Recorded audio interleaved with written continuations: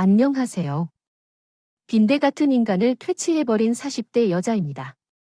세상에 생각보다 모렴치하고 이기적인 인간들이 많은 것 같아요. 그리고 그런 인간이 먼 것도 아닌 바로 제 옆에 있었더군요. 그 사람은 바로 제 전 남편이란 인간이었습니다. 할 수만 있다면 살충제를 뿌려서도 영원히 제 인생에서 박멸시켜버리고 싶었던 그 인간에 대해 부족한 글솜씨 남아 이야기를 시작해 볼게요. 저는 이남 중 막내입니다. 저희 집은 형편이 어려운 편은 아니었어요. 할아버지께서 물려주신 재산도 조금 있었고 아빠 또한 꽤 규모 있는 회사를 오래 다니다 정년 퇴직까지 하셨거든요. 그런 가정 형편 속 집안 분위기 또한 크게 화목하지, 불행하지도 않게 평범했습니다.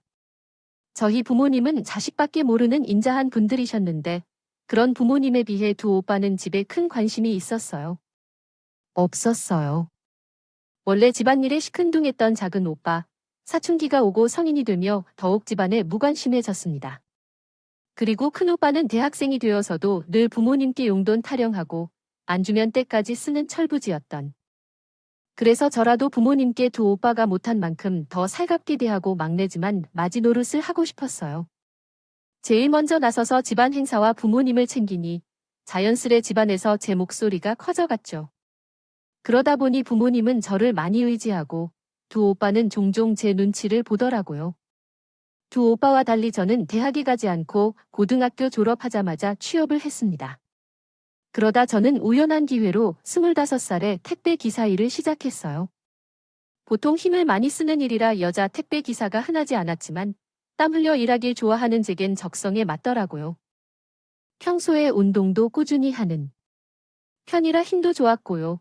작은 오빠 또한 적당한 회사에 취업하며 자기 밥벌이 하기 시작했는데 문제는 큰 모모 돈을 주식으로 다 날렸다고. 저번에도 아빠 돈 빌려가서 주다 날려놓고 그새 못 참고 또 손을 댔다 말이야. 내가 2번 다시 주식에 손대지 말고 아빠 돈부터 갚으라고 했잖아. 이 화상아, 어째 날이 갈수록 큰오빠 하는 짓이 더 어리바리해졌어요. 대학생 땐 도를 아십니까? 설득당해 주머니에 있던 돈을 탈탈 털려오질 않나. 회사에 막 취업했던 사회초년생 땐 웬 꽃뱀에게 물려 대출까지 받아 돈을 갖다 바치지 않나. 나중엔 일확성금에 눈이 멀어 깜냥도 되지 않는 주식에 자꾸 덤벼들다 깡통을 찼죠. 이후 저 인간절에서 결혼을 할까 싶었던 큰오빠는 처음 결혼했던 작은 오빠예요. 어찌저찌 짝을 만나 결혼을 하긴 하더라고요. 그리고 마지막으로 전 소개팅으로 만난 2살 많은 남편과 34살의 결혼을 함께하게 되었습니다. 했습니다. 솔직히 처음엔 남편이 마음에 들지 않았어요. 뭔가 하는 말이나 행동이 맹한 게 딱 제 큰 오빠 같다는 인상을 받았으니까요. 하지만 제게 몇 번을 차인 후에도 뚝심 있게 제가 좋다면 한 번만 만나 달라던 남편에게 결국 호감이 가더라고요. 그리고 하늘의 별도 따다줄 것처럼 굴던 남편에게 호락 넘어가 결혼까지 하게 된 거죠. 그리고 그건 제가 태어나서 한 짓 중 가장 멍청하고 어리석은 짓이었어요.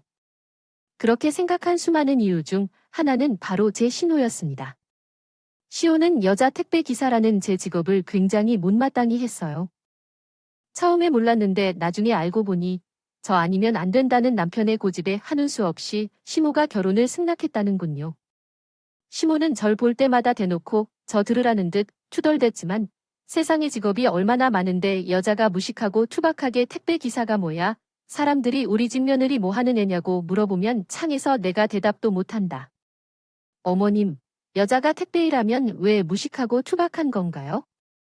저는 제 직업 굉장히 좋아해요. 그런 식으로 제 직업에 대해 마하지 말아주세요. 저희 기집애가 저렇게 드세 남자들이나 하는 그런 일을 하지 연 그놈은 저런 뭐 같은 애가 뭐가 좋다고 아유, 내 팔자야. 처음엔 한 귀로 듣고 한 귀로 흘려버렸는데 볼 때마다 저러니 저도 가만히 있지 못하겠더군요. 그래서 가끔은 시호에게 말대답을 하고 반격도 했죠. 넌 운 좋은 줄 알아라.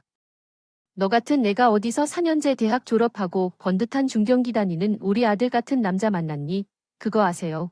어머님, 제가 어머님 아들보다 돈 더 잘 벌어요. 그리고 제가 처음에 남편 싫어서 몇 번이나 거절했는지 알긴 아세요? 제발 한 번만 만나달라고 절 붙잡고 애원한 게 바로 어머님 아들이에요. 어머님이 이러실수록 저 아니면 죽겠다던 어머님 아들 목만 욕하는 꼴이라는 거 잊지 마세요. 시구는 시모 말에 찍소리도 못하던 분이었기에 시모와 제가 언쟁을 할 때마다 한숨을 쉬며 그냥 방으로 들어가 버렸어요.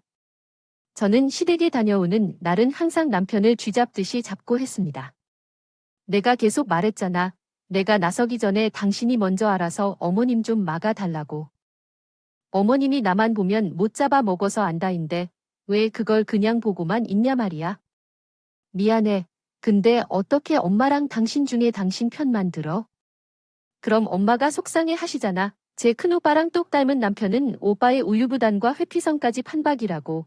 연애 때 제게 간도 쓸개도 다 빼줄 어서 미처 몰랐던 거죠. 확 갈라서고 싶었지만 이미 첫 아들을 낳고 뱃속에 연년생 둘째 아들까지 있을 때라 저는 그런 마음을 꾹 내리 눌렀습니다. 그런데 둘째를 낳고 참고 사는 동안 시동생은 평범한 직장인인 동서와 결혼했어요. 그러자 시모의 무시는 이제 동서와의 비교로 진화되다. 둘째, 너도 조신하게 책상에 앉아서 하는 일 했으면 얼마나 좋니? 택배 기사라는 게 둘째 회사처럼 출산 휴가나 육아 휴가 쓸 수 있는 것도 아닐 텐데 너 다시 일은 할 수 있는 거냐? 아니다. 됐다. 대답도 하지 말아라. 또 직업으로 차별하네. 어쩌네. 듣기 싫은 말 됐구나. 해 되겠지 뭐. 둘째야, 난 내가 우리 며느들어와 줘서 너무 좋구나. 마음에 안 드는 저 큰 며느리 대신 이제야 나도 며느리 가진 즐거움 좀 느껴볼 수 있겠어. 하지만 시모는 그토록 바라던 사이좋은 고부관계를 동서와 가지지 못했습니다. 겪어보니 동서는 굉장히 이성적이고 냉정한 성격이거든요. 절 함부로 대하는 시모의 태도를 보고 정상적인 사고를 가지고 있던 동서는 단박에 시모의 이상한 성격을 눈치챈 거죠. 그 뒤 동서는 필요한 행사에만 참석하고 기본적인 도리만 하며 시모와 거리를 두더라도 며느리라는 것들이 둘 다 싹퉁머리가 바가지라고 식연덕대곤 했습니다. 한편 연달아 두 아들을 낳은 전 둘째가 돌이 지나자마자 다시 일례 복귀를 하게 됐어요. 시모는 몰랐겠지만 전 사업자를 낸 개인 사업자로서 언제든 제 마음대로 일을 시작할 수 있었거든. 문제는 아직 어린 아이들이었는데 어쩔 수 없이 어린이집 영유아반에 맡겨야 했지만 솔직히 걱정되는 건 사실이었어요. 그런데 그때 남편이 제게 이러더군요. 내가 혹시나 해서 엄마한테 애들 봐주실 수 있냐고 물어봤는데 단칼에 거절하시거나 자기 노년에 무조건 편하게 살 거라면서 그럼 부탁할 거면 애초에 전화도 하지 말래. 엄마, 진짜 너무하지 않아? 애초에 물어볼 생각도 없었지만 말을 해도 정말 믿게 한다는 생각이 들었습니다. 또한 그런 얘기를 들었으면 혼자만 알고 말 것이지. 굳이 제게 그런 얘기를 전해주는 남편도 참 답답하다. 냈는지도 기억이 나지 않아요. 지쳤습니다. 하지만 이제 투정 떨기는 그만두고 우리 가족을 위해 나아가려 합니다. 함께 살아가는 이상 최선을 다해야겠죠. 마음을 다잡았고 이제 앞으로 나아가겠습니다. 부디 제 용기를 응원해 주세요. 설정한 목표를 향해 함께 나아갈 때 서로 응원하며 힘을 실어주세요. 함께하는 가족이기에 이겨낼 수 있을 거라 믿습니다. 함께 해주셔서 감사합니다. 냈습니다. 당신, 입이 없어. 부모님 불편하다고 직접 얘기하러 잘 안 가. 전화로 형식상이라도 감사하다는 말 한 번을 안 해. 우리 부모님이 웃니? 그게 아니라 난 남자라 그런 거 영숙 그러워서 그래. 장인, 장모님도 이해해 주실 거야. 그리고 따지고 보면 부모가 자신 일 도와주는 건 당연한 거 아닌가? 꼭 그걸 감사하다고 해야 돼. 그게 당연해서. 당신 엄마, 손주 봐달라는 아들 말을 싹둑 잘라 버리셨다. 말 같지도 않은 소리 하고 있어? 몰임 차인가? 하지만 남편의 반응은 황당하게 그이 없더라고요. 게다가 더 어이없는 건 제가 다시 일을 시작하고 1년도 되지 않아 했던 남편의 말이었죠. 우리 이제 필요한 생활비만 똑같이 각자 출하다. 각자 알아서 관리하자. 이제 당신도 돈 벌잖아. 가뜩이나 남편에게 점점 정이 떨어지던 차에 거리감 느껴지게 하는 그런 말까지 들으니 결혼에 대한 회의감이 들었습니다. 이런 게 결혼이라면 애초부터 하지 말 거라는 후회가 됐죠. 그래도 저는 꾹 참았어요. 아직 한참 어린 우리 애들이 아빠였으면 지켜야 한다고 생각했거든요. 건강히 자라주는 애들만 바라보며 저는 결혼 생활을 이어갔습니다. 그러다 큰 애가 5살이 됐던 해 어느 날 저는 아빠와의 전화 통화에서 당기는 이야기를 듣게 됐어요. 큰 오빠한테 돈을 빌려주셨다고 두 분 노후 자금의 집담보대출까지 받아서요. 왜 그러셨어요? 오빠들이랑 저 결혼할 때도 돈 많이 해주셔서 두 분한테 남은 건 그 집하고 노후 자금 밖에 없었잖아요. 그 인간이 또 뭐 해서 돈을 말아먹을 줄 알고요. 베트남에 한국인들이 많이 여행 가자니 그 한국인을 위주로 하는 관광 사업을 하고 싶다더구나. 자긴 아무리 생각해도 회사 생활이 형 잘 안 맞는 것 같다고 말이야. 처음엔 대출까지 받는 건 절대 안 된다고 했지. 혹시 잘못되기라도 하면 나랑 내 엄마 어떡하냐? 근데 큰애가 이번엔 잘할 수 있다고 내 바지가 아기까지 붙잡고 부탁하더라. 그래도 불안해서 나도 베트남에 사는 지인한테 물어봤더니 유망한 사업인 건 맞다고 하더라고. 그 사람 말고도 이곳저곳에 다 물어보고 확인한 뒤에 그제서야 나도 빌려준 거야. 대출이자도 그놈이 따박따박 다 내고 2년 안에 빌려간 돈도 전부 다 갚겠다고 약속했어. 그건 바로 부모님이 큰 오빠에게 건넨 사업 자금을 빌려줬다는 소식이었고, 근데 오빠가 얼마나 어리버리하고 무모한 사람인지 잘 알았기에 그럼 부모님의 말씀이 답답했습니다. 하지만 나름대로 한 회사에서 부장까지 했던 아빠였어. 잘 알아보셨고 싶은 마음도 들어 그저 알겠다고 대답했어요. 그 뒤 큰오빠, 조카, 큰새, 언니와 함께 베트남으로 이사가 사업을 시작했습니다. 하지만 오빠가 베트남으로 간지 얼마 안 돼 오빠에게만 아니라 전 세계에 큰 불행이 닥쳐왔죠. 여러분도 먼저 예상하시겠지만 베트남에는 한국인 관광객이 갑자기 줄어들었고 오빠의 사업은 제대로 시작하기도 전에 크게 실패하고 말았어요. 아빠의 돈은 그 먼 베트남 땅에서 소멸되어 버린 거죠. 에휴, 어떻게 큰 오빠를 탓할 수 있겠니? 누가 그런 큰 재난이 닥칠 거라고 예측했겠어요? 오빠도 지금 마음이 너무 아플 것 같아요. 괜히 전화해서 돈을 갚으라고 하거나 소리치진 마세요. 아빠는 자기 돈보다는 먼저 큰 오빠가 너무 좌절했다는 걸 걱정해 하셨습니다. 엄마도 한숨 돌리며 그 말에 동의했죠. 이건 말 그대로 정말 큰 재난이었습니다. 오빠를 탓하는 마음은 없어요. 대신 저는 오빠에게 전화를 걸어 위로의 말을 전해드렸어요. 괜찮아, 큰 오빠. 그래도 일단 거기서 괜찮은 일자리 하나 찾으셨다니 다행이야, 다행이다. 엄마, 아빠, 오빠한테 가진 돈 다 빌려줘서 돈도 없으실 텐데 대출이자도 오빠가 못 보내면 어쩌나 했어. 오빠, 너무 상심하지 말고 늘 건강 조심해. 알았지? 그냥 한국에 들어오라고 해도 오빠 언젠가 상황이 나아지면 다시 기회를 노릴 거라며 거절하더니 당시 시국에 대한 심각한 뉴스가 줄을 잃었기에 전 순수하게 그런 오빠, 새언니, 조카를 걱정했어요. 또한 안 된다는 부모님에게 애걸복걸해서 받게 했으면 적어도 양심 있는 인간이면 대출이자 정도는 오빠가 책임질 거라고 생각했죠. 그렇게 부모님도 큰 오빠도 걱정되던 와중에 눈치 없는 남편은 이렇게 말하더군요. 에휴, 형님도 참 한심하다. 자기 부모 돈을 날렸으면 양심껏 한국 들어와서 막노동이라도 해서 갚지. 거기서 기업고 버텨서 또 무슨 사업을 하겠다고. 운도 능력이라 형님은 너무 자기 자신을. 몰라. 지금 불난 집에 부채질 해야겠어.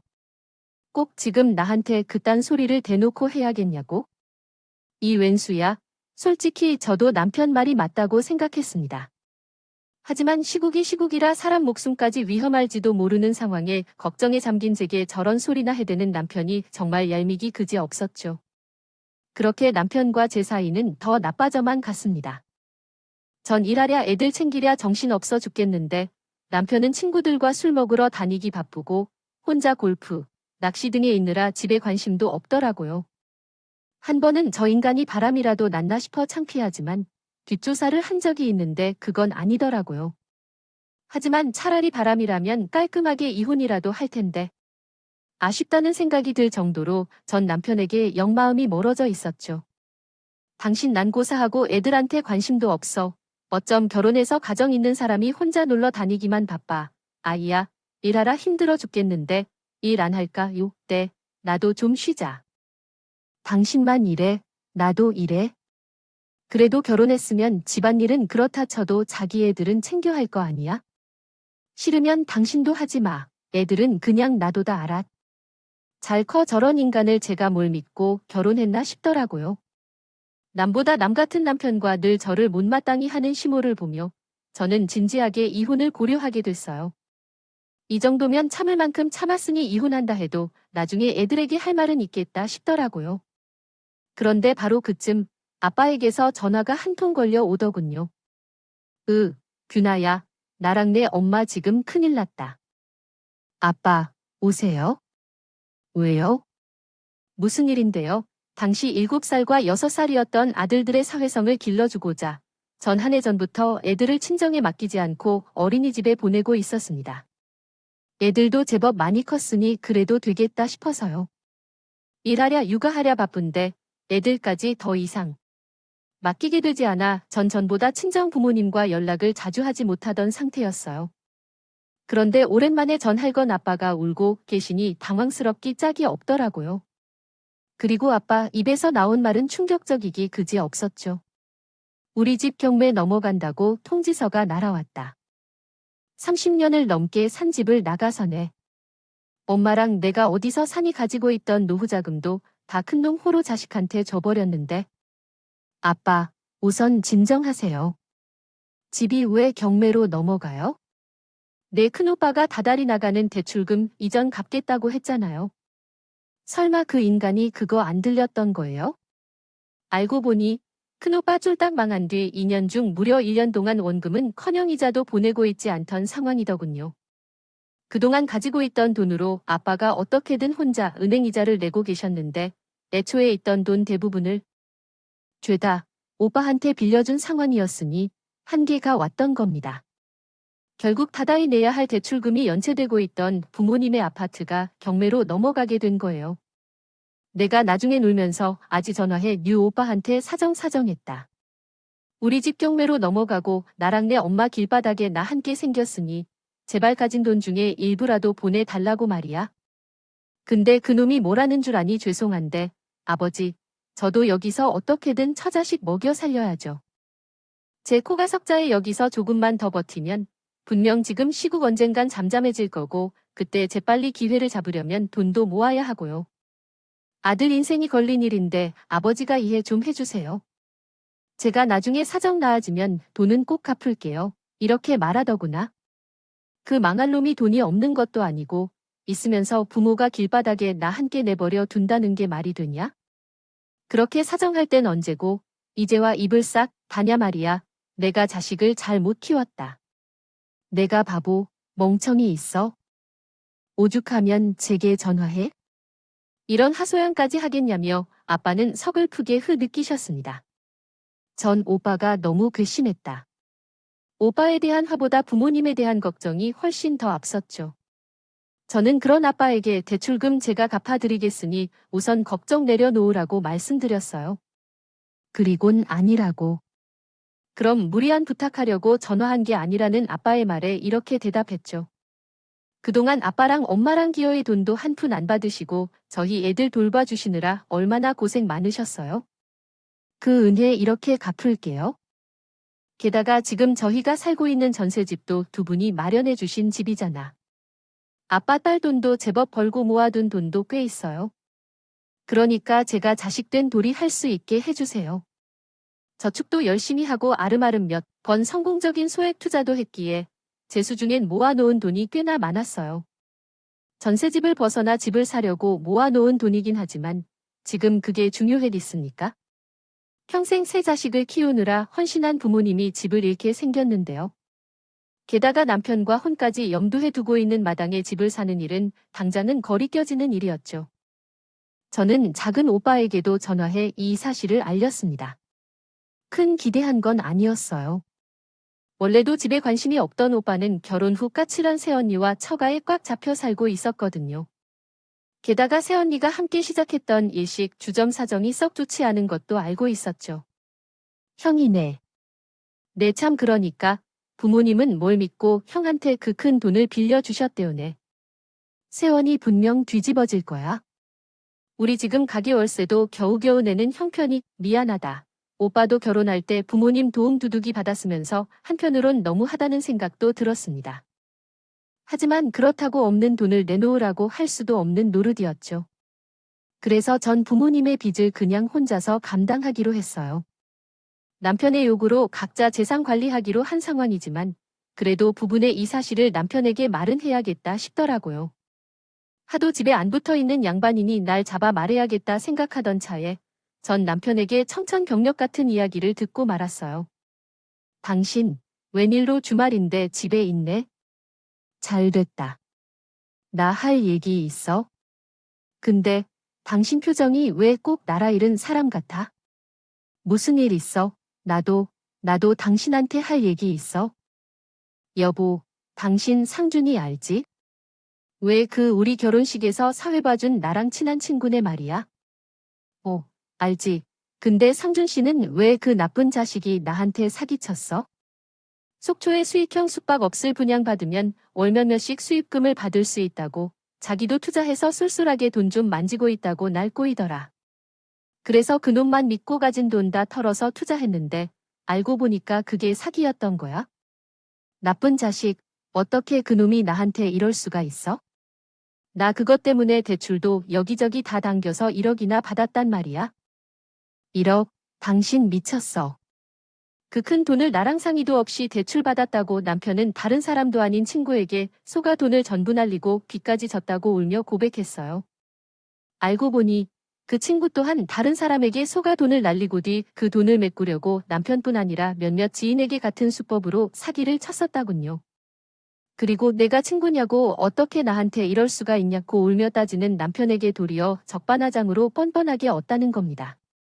어차피 자기 돈 감옥 가서 몇 년 살다 오면? 그뿐이라고 사과 한마디 없더라도 세상에 정말 가족 빼고 믿을 놈 하나도 없어. 우선 피해자들이 다 같이 고선해놨는데 그놈이 돈 못 갚고 감옥 가면 돈 돌려받긴 힘들 거라고 변호사가 그러더라. 그래서 말인데, 여보, 당신 모아놓은 돈 좀 있지? 나 제발 빚 좀 갚아주라. 뭐, 안 돼? 안 그래도 내가 하려고 했던 얘기가 바로 그 돈 얘기야?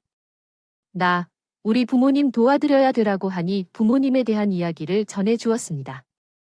이 전셋집도 부모님이 마련해 주신 거고 애들 어린이집 가기 전까지 돈 한 푼 안 받고 돌봐주신 두 분을 어려운 상황에 절대 모른 척 할 수 없다고요. 꼴 보기 싫은 남편도 남편이라고 상황이 안타깝긴 했지만 적어도 남편은 길바닥에 앉을 형편은 아니었잖아요. 대출 이야기 힘을 앞에 다달이 갚아나가면 되니 저는 부모님이 우선이라고 생각했어요. 그런데 제 뜻을 들은 남편은 울상이 던 표정은 온데간데 없이 갑자기 정색을 하더군요. 그리곤 제게 되도 않는 억지를 부려 대기 시작했습니다. 결혼해서 애들까지 있는 사람이 당연히 자기 가정을 우선시해야 되는 거 아니야? 남편이 지금 이런 상황인데 돈이 있으면 집에 생긴 빚부터 갚아야지. 그걸 고스란히 친정에 갖다 바친다고 부부 재산은 공동 재산인 거 몰라? 난 절대 용납 못해. 공동 재산 어이가 없어서. 정말 내가 그래도 부부된 의리로 당신이 진비 같이 갚아주려고 했는데 당신 이딴 식으로 나오면 나도 고통 자세로 못 나가지. 애초에 각자 돈은 각자 관리하자고 했던 게 바로 당신 아니야? 그리고 나한테 한마디 상의도 없이 가진 돈 다 날린 것도 모자라 빚까지. 좋은 사람이 공동재산? 당신이 뭔데 내 돈 가지고 이래라 저래라야? 나한테 당신이 언제 돈 한 푼 갖다 줬다고 내가 돈을 왜 안 줬어? 생활비 좋잖아. 그건 100원의 오차도 없이 나도 똑같이 냈어. 말도 안 되는 거 가지고 생색 내지 마. 가정을 우선시하라고. 그런 인간이 애들하고 집 앞 놀이터 한 번 안 나가지고. 지 엄마가 자기 아내 구박할 때마다 나 몰라라 했니? 그러면서 너 아쉬울 때만 부부고 가족 타령이야? 어림없는 소리 하지 마. 이기적인 인간아. 난 남보다 더 남 같은 당신보다 내 부모님 먼저 챙겨야겠습니다. 결국 제가 분노의 소리를 고래고래 지르자 할 말이 없었는지 남편은 그저 씩씩대고만 하더라고요. 그리곤 작은 방에 들어가 시위 아득방까지 나오지도 않더니 월요일인 다음날 아침 새벽같이 출근해 버렸더라면 밤중에 혼자 시켜 먹은 햄버거 포장 용지를 주방에 버젓이 늘어놓은 채 말입니다. 출근 전 애들 어린이집 보낼 준비시키며 그것까지 치우고 있는데 그때 결심했어요. 아이, 인간은 데리고 살아봤자 재활용도 안 될 인간이구나. 그냥 내다 버려야겠다 하고 말이죠. 더 이상 이 결혼 생활은 내 인생을 낭비하게 하는 일이라고 생각했으니까요. 그런데 그날 퇴근길에 애들을 하원시켜 함께 집에 왔는데 웬걸 시모가 잔뜩 성난 표정으로 절 기다리고 있지 않겠어요? 넌 왜 이렇게 퇴근이 늦어? 너 이리 와봐라. 나랑 얘기 좀 하자. 그 옆에서 남편이 얄미 표정을 지으며 실실 쪼개고 있더라고요. 가뜩이나 피곤해 죽겠는데 이건 또 뭔가 싶었죠. 저는 애들을 방에 들여보내고 거실로 나왔습니다. 그리고 그때부터 시호의 황당한 말이 시작되더라고요. 너네 친정 오빠가네 부모한테 친 사고 내가 해결해 주기로 했다며? 우리 아들한테 한마디 상의도 없이 이게 건방지게 어딘 내 아들 돈을 삥땅 치려고 들어. 그게 어머님 아들 돈이라고 그래? 우리 착한 아들이 너 같은 것도 안 사람이라고 차마 큰 소리도 못 내고 오죽 답답했으면 나한테 전화해서 하소연을 했겠니? 들어보니까 너 우리 아들 월급 관리도 죄다 내가 했었다며. 그럼 그 돈이 우리 아들 돈이지? 전부 다 내 돈이겠지? 잔말 말고 내 이름으로 빚내서 내 부모 도와주듯 말든 하고 우리 아들 몫은 얼른 토해내 당장 내놔. 처음엔 이게 무슨 말인가 싶더라고요. 하지만 시모 뒤에서 득이 양양하게 절 보던 남편을 보니 그제 알겠더군요. 저 멍청하고 한심한 인간이 며느리, 제가 시모의 별소리 못할 줄 알고 시호에게 황당무계한 거짓말을 늘어놨던 거죠. 사람이 얼마나 한치 앞만 보고 살면 저런 금방 들통날 거짓말을 한답니까? 그 모습에 환멸이 나 저는 코웃음을 치며 두 모자를 잘근잘근 밟아주기 시작했어요. 토해내라고. 어머님 아들, 빚만 1억인데 뭔 소리예요? 저 인간 애 낳고 다시 일 시작한 저한테 대뜸 각자 돈은 각자 관리하자고 선언한 인간이에요. 그 뒤로 각출한 생활비 빼곤 저 인간 월급이라고 만져본 적도 없는데 무슨 황당무계한 소리세요? 원한다면 생활비 통장에 제 통장 내역까지 전부 다 보여드릴게요. 어머님이 지금 그렇게 싸고 도는 저 아들이요? 지 친구란 놈한테 사기당해서 혼자 모은 돈 다 날리고 빚까지 졌다네.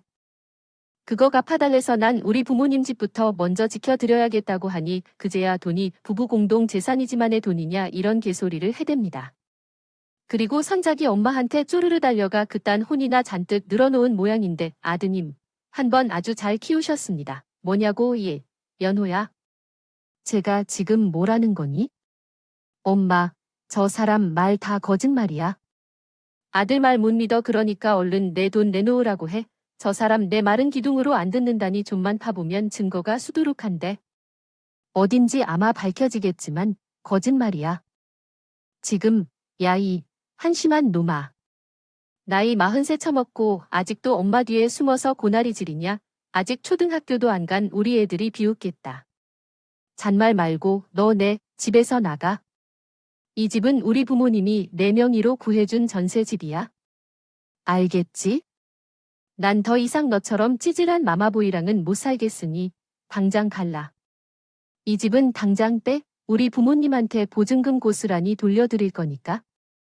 갑작스런 제 이혼 통보에 시모와 남편의 눈이 휘둥그레져.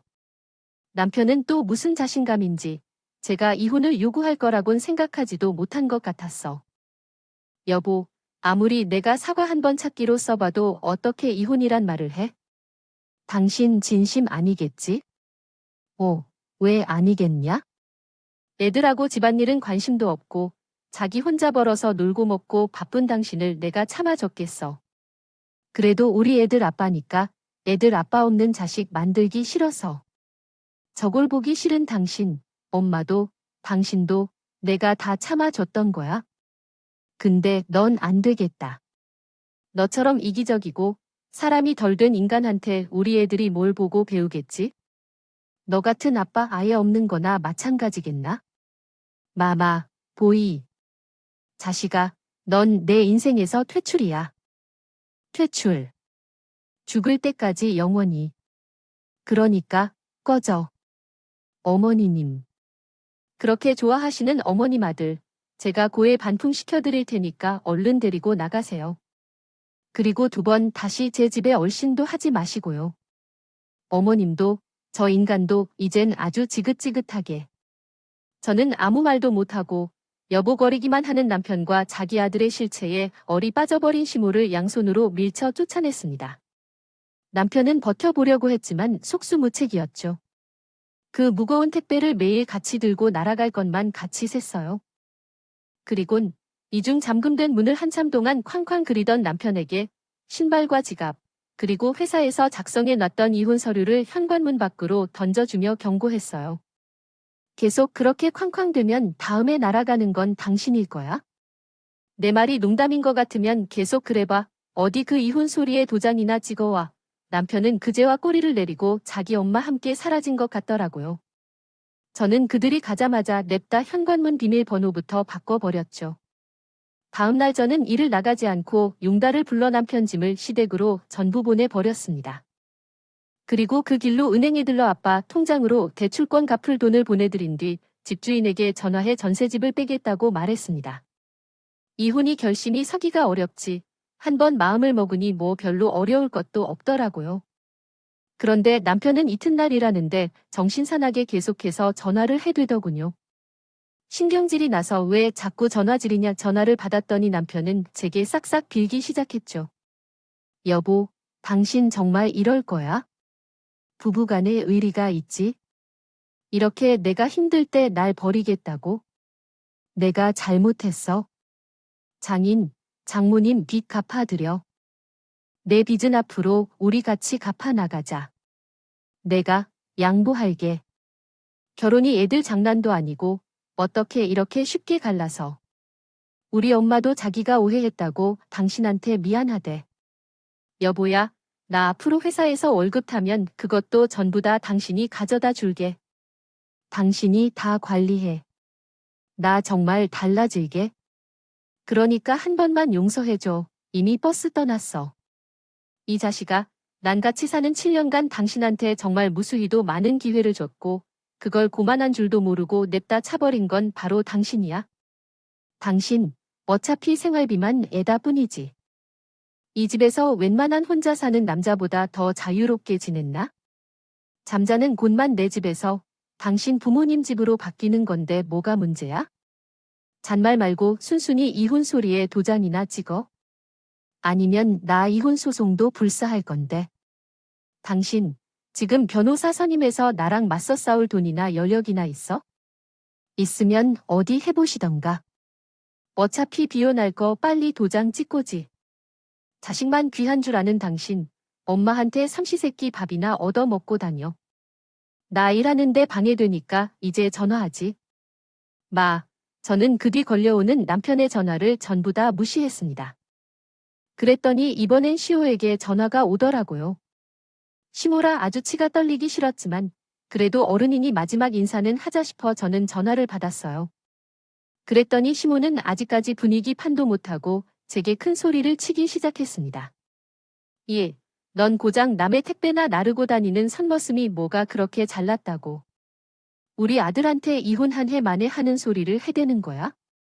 남자가 대범하게 살다 보면 사고도 치고 돈도 잃고 하는 거지. 그게 뭐 대수라고. 그리고 시집을 왔으면 당연히 집안을 먼저 챙겨야지. 부모한테 그 큰을 더 준다는데 한길 남편이 세상에 어디 있어.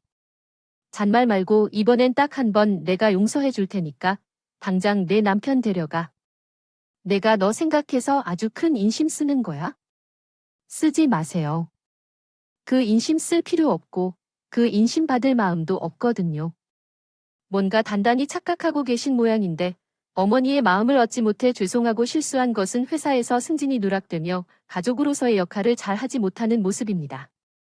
그러한 사실에 대한 책임을 느끼지 못하는 이기적이고 뻔뻔한 인간이 어머님의 아들이라서 정말 죄송합니다. 그런 사람에게는 트럭을 선물해도 사절입니다. 그런 자식이라서 죄송합니다. 어쨌거나 어르신이세요. 안부 전하려고 전화를 받았습니다. 소중한 어머니와 함께 평생 행복하시길 바랍니다. 그럼 이만 전화를 끝내겠습니다. 7년간 아프게 했던 시모 괴롭히던 것을 마지막으로 약을 끊었더니 마음이 시원했습니다. 그리고 그대로 시모의 연락처를 차단했습니다. 결국 남편과의 이혼 소송이 있었는데 주머니를 털릴 것 같았으나 결국 이혼 서류에 서명을 하고 결정을 내렸습니다. 아이들의 양육권도 빼앗기고 전셋집에 세입주자가 들어와 친정으로 이사하게 되었습니다. 한편 경매는 취소되었습니다. 아빠 빚이 해결됐다는 소식을 들은 큰 오빠는 그제야 제 전화를 받더라고요. 하도 부모님과 제 전화를 피하기에 제가 화나지 않은 척 문자를 직접 보냈거든요. 문제는 제가 다 해결했으니 걱정하지 말고 연락 받더라고요. 그리고 저는 오빠가 전화를 받자마자 쌍욕을 퍼붓기 시작했습니다. 야이, 개만도 못한 자식아. 평생 자식만 위하면서 산 부모님 돈을 그렇게 등쳐먹고 저 혼자 살겠다고 그런 부모님을 나 몰라라 해. 그러고도 내가 자식이야 좋은 말 할 때 아빠 돈 가져와 아니면 너 한국 들어와서 내 눈에 띄자마자 산산조각 내버릴 거야. 알았어. 미안해. 사실 나 얼마 전에 이제 마스크 시국도 많이 풀렸겠다. 여기 아는 사람 통해 사업에 또 다시 뛰어들었다가 그나마 다시 모은 돈 다 날렸다 말이야. 같은 한국 사람이라고 해서 믿었던 건데 알고 보니까 그놈 여기서 알만한 사람은 다 아는 사기꾼이라고. 나도 지금 죽겠다니까. 그래서 말인데 균아. 너 이혼하고 전세집 보증금 뺐다고 했지? 그거 나 좀 빌려주면 안 될까? 내가 이번엔 진짜로 될 만한 사업을. 야, 너 진짜 죽을래? 양심 얼어 죽었냐? 그 와중에 저딴 소리나 해대는 인간에게 제가 오빠 소리나 나오겠습니까? 저는 들을 가치도 없는 큰오빠의 말을 잘라먹고 악을 써댔어요. 그러자 오빠는 허둥지둥 전화를 그냥 끊어버리더라고요. 옆에서 귀를 쫑긋 세우고 듣고 있던 부모님은 한식을 하며 결국 오빠를 포기하셨습니다. 여보, 우리가 자식을 잘못 키워도 단단히 잘못 키웠나 봐. 이제 보니 저놈은 가족을 자기 개인 지갑 정도로 밖에 생각 안 하는 놈이었던 거야. 아휴, 그러게요. 우리 이제 그만 전원 포기합시다. 부모 먼저 버린 자식, 우리도 이제 남이라고 생각하고 살아요. 그 후 1년이 흐른 지금까지 큰오빠 부모님께 돈을 갚긴커녕 집에 발도 못 붙이고 있습니다. 그렇다고 베트남에서 잘 살고 있냐? 그것도 아니에요. 부모님과 제겐 차마 연락 못하고 몇 달 전 큰오빠 작은오빠에게 은근슬쩍 전했던 모양이더군요. 작은오빠는 작년 연말에 우리에게 큰오빠의 소식을 전해주었죠. 아유, 거기서 끝까지 다시 사업해보겠다시고 자기 천만 한 대까지 돈 빌렸었다가 또 망하고 결국 형수님 이혼 당했대요. 애도 형수님이 한국 들어오면서 친정으로 데리고 갔고요. 타지에서 혼자 근근히 벌어먹고 사는데 가족이 너무 그립고 외롭다고 전화 왔더라고요. 한국에 무작 들어가자니 당장 제대로 된 집 구할 돈도 없고 어머니 아버지 집에 들어오자 규환 맞아 죽을까 봐 너무 무섭다고 하더라고요. 그래서 너한테 균아, 우리 설득해 달라고 하던데 아버지 말은 해보겠다고 했는데 아마 어림도 없을 거라고 말해놨어요. 잘 말했다. 나쁜 놈, 아쉬울 때만 와서 비비는 게 가족인 줄 아는 거면 큰 오산이겠지 마. 죽을 각오 하더라도 찾아와. 진심으로 무릎 꿇고 용서 빌어도 해줄까 말까 판네. 어딜? 너한테 전화해서 간을 봐. 고이 한 놈네. 형이 또 전화 오면 한국에 들어오든 말든 우리 집에 널 신도하지 말라고 전하거라. 아빠뿐 아니라 엄마 또한 큰 오빠에게 아직도 단단히 뿌리나 계세요. 저야 뭐 큰 오빠라는 말만 들어도 이를 뿌득뿌득 갈고 있죠. 그 후 큰 오빠는 미련을 못 버리고 아직도 한 번씩 작은 오빠에게 전화해 슬쩍슬쩍 간을 보고 있는 모양인데 어림없는 일입니다. 전가족의 품으로 돌아오고 싶으면 언젠간 빌려갔던 부모님의 돈을 전부 들고 오기라도 하겠죠. 그래도 저와 부모님의 화가 풀릴지 모르겠지만 최소한 그 정도 정성도 보이지 않으면 부모님은 오빠를 영영 없는 자식으로 생각하겠다고 하시더군요. 그리고 우습게도 제 전남편은 큰오빠가 지나간 전철을 그대로 밟고 있더군요. 올해 초 저는 전남편에게 직접 전화를 했었어요.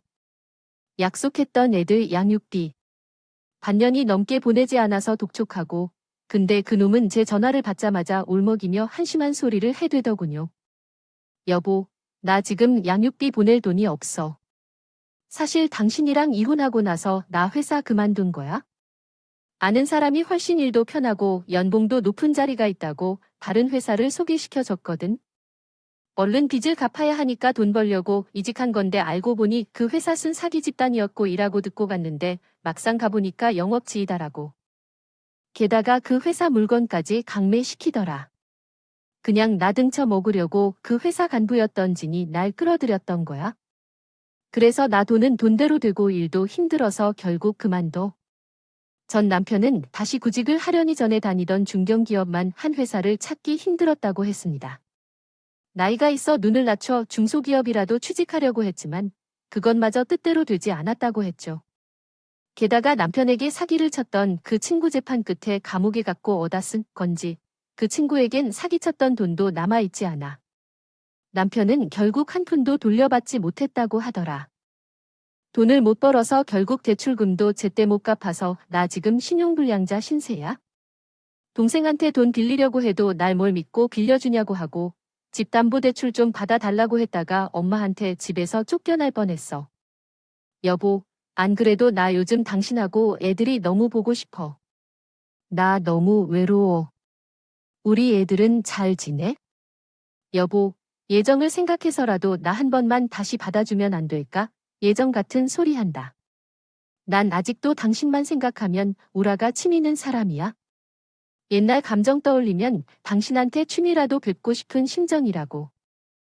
그리고 당신이 언제부터 애들 생각했다고? 애들 타령이야. 얼마나 집에 잘 없었으면 애들이 아빠 얼굴이 어땠는지 기억조차 못하더라. 당신이나 큰 오빠나 평생 옆에 있는 가족들 피만 빨아먹고 살 빈대 같은 인간들이야. 나한테 물론이고 우리 애들한테도. 당신 같은 아빠 1초도 필요 없거든. 양육비고 뭐고 안 보내도 되니까 그냥 우리 영영 안 보고 살자.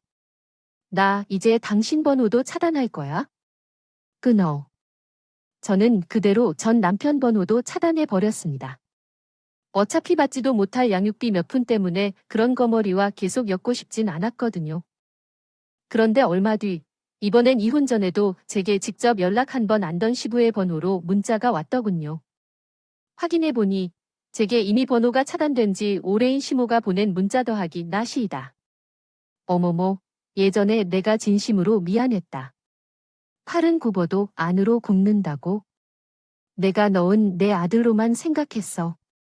내가 요즘 신용불 작까지 됐으면서 막노동 한 번 나가고 집에서 술만 마셔 되는 연어. 그놈 보면 복장이 터진다. 얘가 그래도 너랑 살 땐 사람 구시은 했던 거 같은데. 제발 다시 데려가서 인간 좀 만들어 다오. 이놈한테 여장부감이 내가 짝으로 딱이 어지니 부탁한다. 그렇게 절 선머슴거리며 무시할 땐 언제고 정작 자기 아들이 감당 안 되니 시모는 제게 그런 문자를 보냈던 겁니다. 저는 그런 모에게 짧은 답장을 보낸 뒤 시부뿐 아니라 혹시나 몰라 시동생과 동서의 번호까지 전부 차단해버렸죠. 싫어요. 아줌마가 만든 망작이 핵이 처분을 하든 뭘 하든 직접 하세요. 그렇게 전 남편과 전 시댁 식구들을 제 인생에서 돌려내버리고 부모님과 아이들과 잘 먹고 잘 살고 있습니다. 친정에 들어오며 저는 전세보증금을 고스란히 친정부님께 돌려드렸어요. 노후 자금으로 쓰시라고. 그리고 벌이가 넉넉하니 생활비 전반을 책임지고 있는데 얼마 전부터 작은 오빠 매달 50만 원씩 두 분께 용돈을 드리고 있어요. 다행히 오빠의 주점 상황이 전보다 많이 나아졌고 세원이 또한 좀 까칠하긴 해도 몰인정한 사람은 아니더라고요. 결혼할 때 저희 부모님께 도움을 받았으니 사정이 나아진 지금 최소한의 도리는 하고 싶다고 제게 먼저 전화해 줬거든요. 역시 사람은 오래 겪어봐야 아는 법이라니 작은 세원이 인간적인 면모를 알게 된 시간이었죠.